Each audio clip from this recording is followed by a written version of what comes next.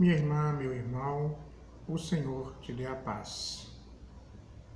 Hoje nós vamos retomar o capítulo 2, Dois inimigos sutis da santidade. Neste capítulo, o Papa Francisco apresenta duas heresias antigas que trocaram de roupa e voltaram a desfilar nas passarelas das nossas cidades, o gnosticismo e o pelagianismo. Hoje nós vamos ver o pelagianismo atual, que está nos números 47 a 62 da exortação apostólica do Papa Francisco, Gaudete et Exsultate, sobre o chamado à santidade no mundo atual. O poder que os gnósticos atribuíam à inteligência, alguns começaram a atribuir à vontade humana, ao esforço pessoal. Já não era a inteligência que ocupava o lugar do mistério e da graça, mas a vontade. Esquecia-se que a escolha de Deus não depende da vontade ou dos esforços humanos, mas somente de Deus, que usa de misericórdia, e que Ele nos amou primeiro. Os pelagianos pensam que com seu esforço pessoal podem alcançar a salvação. Isto reduz a salvação a uma conquista e não leva em consideração que é Deus quem nos salva gratuitamente. Não somos nós que vamos primeiro a Deus. Foi Ele que veio ao nosso encontro e nos ofereceu a sua amizade, a sua graça. Aceitando a sua proposta de amor, é que podemos usufruir da alegria da salvação. O Papa diz que se trata de uma vontade sem humildade. O pelagiano só confia nas suas próprias forças e sente-se superior aos outros por cumprir determinadas normas ou por ser irredutivelmente fiel a certo estilo católico. Pretende-se ignorar que nem todos podem tudo e que nesta vida as fragilidades humanas não são curadas completamente e de uma vez por todas pela graça. Em todo o caso, como ensinava Santo Agostinho, Deus convida-te a fazer o que podes e a pedir o que não podes. Lembremos-nos do apóstolo Paulo. Ele escreve aos Coríntios: e para que não me exaltasse pela excelência das revelações, foi-me dado um espinho na carne, a saber, um mensageiro de Satanás para me esbofetear, a fim de não me exaltar. Acerca disso, 3 vezes rezei ao Senhor para que se desviasse de mim. E o Senhor me disse: a minha graça te basta, porque o meu poder se aperfeiçoa na fraqueza. De boa vontade, pois, me gloriarei nas minhas fraquezas, para que em mim habite o poder de Cristo. Segunda carta aos Coríntios, capítulo 12, do versículo 7 ao versículo 9. São Paulo pediu ao Senhor por 3 vezes que o libertasse de uma limitação que ele chamou de espinho na carne. Doença, tentação, perseguições, não sabemos. Mas qual foi a resposta de Deus? A minha graça te basta, porque o meu poder se aperfeiçoa na fraqueza. Certamente, a lição mais preciosa que devemos levar de 2 Coríntios 12, 7 a 10 é esta: a graça de Deus nos basta, e somente ela. Cada um de nós tem um espinho em nossa carne que nos humilha e faz que reconheçamos a soberania de Deus em nossa vida, que ouçamos a mesma resposta vinda de Deus para o apóstolo Paulo. Escreve o teólogo presbiteriano Samuel Gomes. No fundo, escreve o Papa, a falta de um reconhecimento sincero, pesaroso e orante dos nossos limites é que impede a graça de atuar melhor em nós, pois não lhe deixa espaço para provocar aquele bem possível que se integra em um caminho sincero e real de crescimento. A graça, precisamente porque supõe a nossa natureza, não nos faz improvisamente super-homens. Pretendê-lo seria confiar demasiado em nós mesmos. Com efeito, continua o Papa, se não reconhecemos a nossa realidade concreta e limitada, não poderemos ver os passos reais e possíveis que o Senhor nos pede em cada momento, depois de nos ter atraído e tornado idôneos com o seu dom. A graça atua historicamente e, em geral, toma-nos e transforma-nos de forma progressiva. Andar na presença de Deus como ele pediu a Abraão. Quando Deus se dirige a Abraão, diz-lhe: eu sou o Deus Supremo, anda na minha presença e ser perfeito. Gênesis 17, 1. Para poder ser perfeitos, como é do seu agrado, precisamos viver humildemente na presença dele, envolvidos pela sua glória. Necessitamos andar em união com ele, reconhecendo o seu amor constante na nossa vida. Há que perder o medo desta presença que só nos pode fazer bem, escreve o Papa Francisco. É o Pai que nos deu a vida e nos ama tanto. Uma vez que o aceitamos e deixamos de pensar a nossa existência sem ele, desaparece a angústia da solidão. Salmo 139 ou 138, versículo 7. E se deixarmos de pôr Deus à distância e vivermos na sua presença, poderemos permitir-lhe que examine os nossos corações para ver se seguem pelo reto caminho. Assim, conheceremos a vontade perfeita e agradável ao Senhor. Romanos 12, 1-2. E deixaremos que ele nos molde como um oleiro, como está em Isaías 29, 16. Dissemos tantas vezes que Deus habita em nós, mas é melhor dizer que nós habitamos nele, que ele nos possibilita viver na sua luz e no seu amor. Ele é o nosso templo. Uma só coisa ardentemente desejo é habitar na casa do Senhor todos os dias da minha vida, escreve o salmista. Salmo 27 ou 26, versículo 4. Um dia em teus átrios vale mais, vale por 1000, diz o salmista também no Salmo 84 ou 83, versículo 11. Nele somos santificados. Há um ensinamento da Igreja que frequentemente ficou esquecido, afirma o Papa, e desenvolve isso nos números 52 a 56.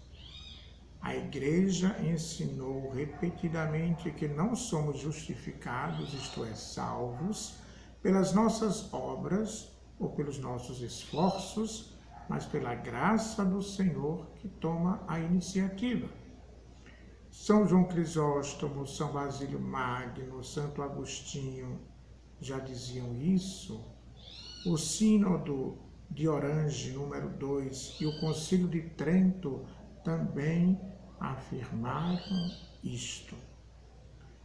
O Catecismo da Igreja Católica nos lembra de que o dom da graça ultrapassa as capacidades da inteligência e as forças da vontade humana, e que, em relação a Deus, não há da parte do homem mérito no sentido de um direito estrito.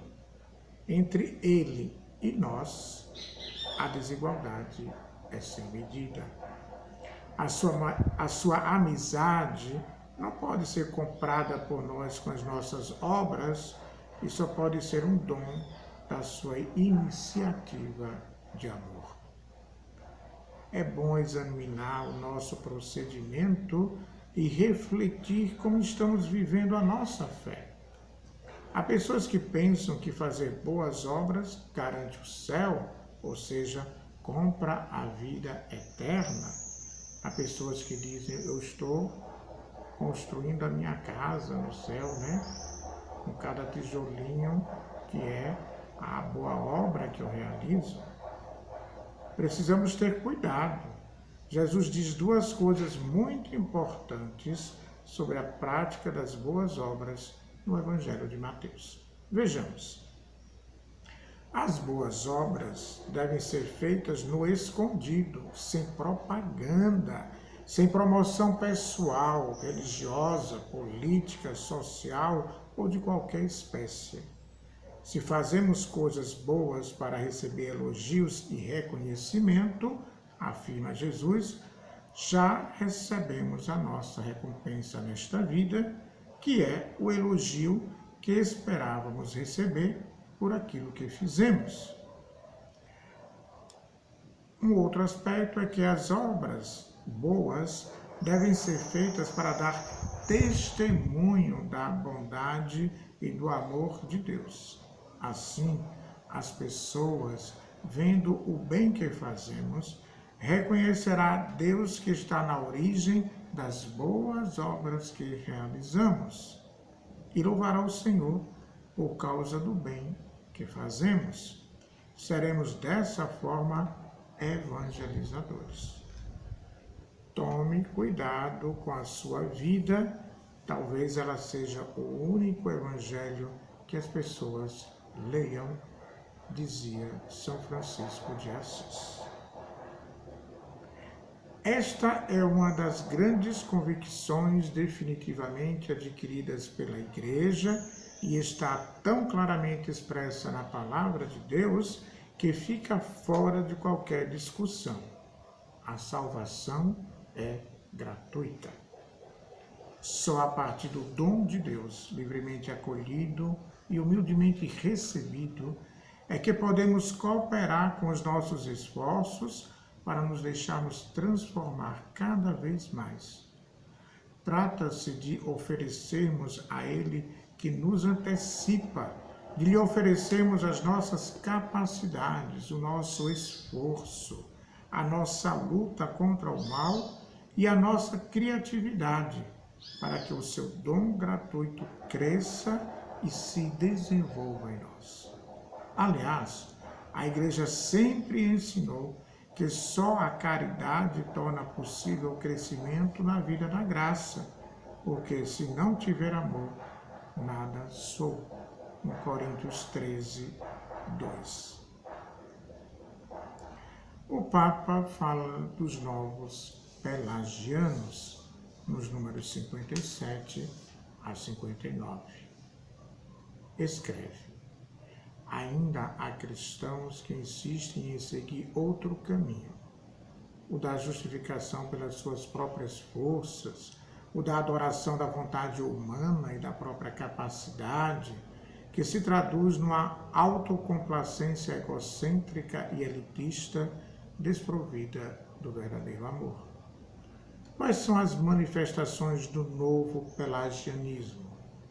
O Papa elenca algumas: a obsessão pela lei, o fascínio de exibir conquistas sociais e políticas, a ostentação no cuidado da liturgia, da doutrina e do prestígio da Igreja, a vanglória ligada à gestão de assuntos práticos, a atração pelas dinâmicas de autoajuda e realização autorreferencial. E conclui: É nisto que alguns cristãos gastam as suas energias e o seu tempo. Em vez de se deixarem guiar pelo Espírito no caminho do amor, apaixonarem-se por comunicar a beleza e a alegria do Evangelho e procurarem os afastados nessas imensas multidões sedentas de Cristo. Muitas vezes, continua o Papa, contra o impulso do Espírito, a vida da Igreja transforma-se numa peça de museu ou numa propriedade de poucos. Verifica-se isto quando alguns grupos cristãos dão excessiva importância à observância de certas normas próprias, costumes ou estilos. Assim, se habituam a reduzir e deter o Evangelho, despojando-o da sua simplicidade cativante e do seu sabor. É talvez uma forma sutil de pelagianismo, porque parece submeter a vida da graça a certas estruturas humanas. Isto diz respeito a grupos, movimentos e comunidades e explica por que tantas vezes começam com uma vida intensa no espírito, mas depressa acabam fossilizados ou corruptos. Sem nos darmos conta, pelo fato de pensar que tudo depende do esforço humano, canalizado através de normas e estruturas eclesiais, complicamos o Evangelho e tornamo-nos escravos de um esquema que deixa poucas aberturas para que a graça atue, escreve o Papa Francisco. Para evitar isso, é bom recordar frequentemente que existe uma hierarquia das virtudes, que nos convida a buscar o essencial. A primazia pertence às virtudes teologais, que têm Deus como objeto e motivo, e no centro está a caridade. São Paulo diz que o que conta verdadeiramente é a fé que atua pelo amor. Gálatas 5:6. Somos chamados a cuidar solicitamente da caridade. Quem ama o próximo cumpre plenamente a lei. Assim, é no amor que está o pleno cumprimento da lei. Romanos 13:8 e 10. É que toda a lei se resume neste único preceito: ama o teu próximo como a ti mesmo. Gálatas 5:14. Estamos no número 60 e continuaremos a ler sem comentar os números seguintes, porque são bem claros e compreensíveis. Por outras palavras, no meio da densa selva de preceitos e prescrições, Jesus abre uma brecha que permite vislumbrar dois rostos, o do Pai e o do irmão. Não nos dá mais duas fórmulas ou dois preceitos, entrega-nos dois rostos, ou melhor, um só, o de Deus, que se reflete em muitos, porque em cada irmão, especialmente no mais pequeno, frágil, inerme e necessitado, está presente a própria imagem de Deus. De fato, será com os descartados desta humanidade vulnerável que no fim dos tempos o Senhor plasmará sua última obra de arte. Pois, o que nos resta? O que é que tem valor na vida? Quais são as riquezas que não desaparecem? Seguramente duas: o Senhor e o próximo. Estas duas riquezas não desaparecem. O Papa conclui este capítulo expressando seu desejo que o Senhor liberte a Igreja das novas formas de gnosticismo e pelagianismo que a complicam e detêm no seu caminho para a santidade. E fazendo-nos um convite a refletir sobre o nosso proceder. Estes desvios manifestam-se de formas diferentes segundo o temperamento e as características próprias. Por isso, exorto cada um a questionar-se e a discernir diante de Deus a maneira como possam estar a manifestar-se na sua vida. No próximo encontro, iniciaremos o capítulo 3, que tem como título A Luz do Mestre. Até lá!